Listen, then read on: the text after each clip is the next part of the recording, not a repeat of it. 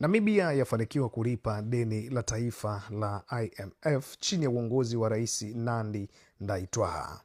Serikali ya Namibia imetangaza kukamilisha malipo ya deni lake la shirika la fedha la kimataifa yaani IMF, International Monetary Fund, hatua inayotajwa kwa ushindi mkubwa wa kiuchumi na nidhamu ya fedha kwa taifa hilo la kusini mwa Afrika chini ya Rais Netumbo Nandi Ndaitwah. Namibia imelipa jumla ya dola milioni 23.9 ambapo takwimu rasmi hadi kufikia Machi mwaka huu zinaonyesha kuwa malipo hayo yamefikia jumla ya dola milioni 23.8875. Hatua hii inalenga kupunguza mzigo wa deni ya nje na kuimarisha udhibiti wa sarafu na uchumi wa taifa hilo ambao umekuwa ukikua kwa kasi katika miaka ya hivi karibuni.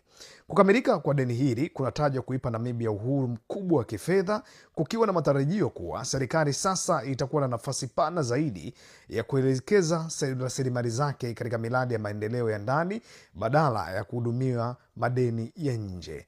Wachambuzi wa uchumi wanaona hatua hii kama ishara ya ukomavu wa usimamizi wa fedha za umma na kuimarisha imani ya wawekezaji wa kimataifa.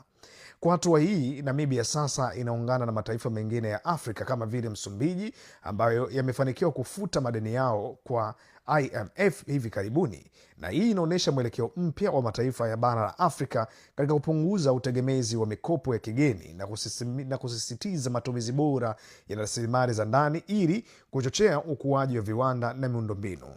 Mafanikio haya ya kiuchumi yanakuja ikiwa ni miezi michache tu tangu Rais Netumbo Nandi Ndaitwah aingie madarakani mnamo Disemba 2024.